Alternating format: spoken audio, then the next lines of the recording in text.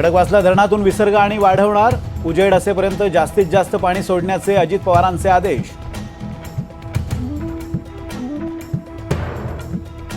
लवासामध्ये पावसामुळे दरड कोसळून 2 विला ढिगाऱ्याखाली, 2 ते 4 जण बेपत्ता, स्थानिकांची माहिती।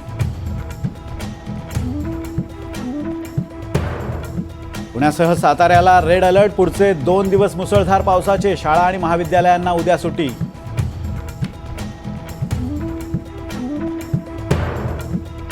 पिंपरी चिंचवडमधल्या मोठ्या सोसायट्यांना पावसाचा फटका, पार्किंगमधल्या दुचाकी बुडाल्या।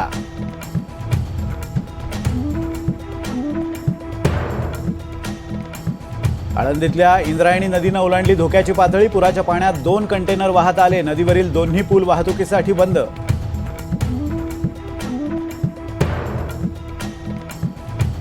मुंबई आणि परिसरात पावसाचा जोर कमी झाला, रेल्वे आणि रस्ते वाहतूक सुरळीत।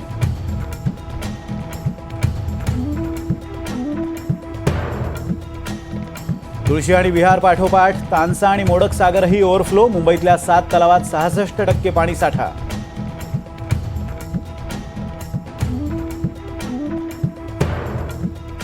कोल्हापूरचं राधानगरी धरण ओव्हरफ्लो, अजूनही मुसळधार पाऊस कायम, दुपारपर्यंत स्वयंचलित दरवाजे उघडण्याची शक्यता।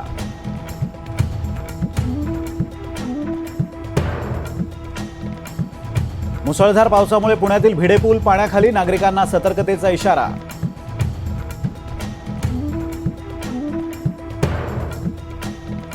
माझ्या पदाधिकाऱ्यांना काहीही करून सत्तेत बसवणार, राज ठाकरेंचा निर्धार, विधानसभा निवडणूक स्वबळावर लढवण्याचा निर्णय।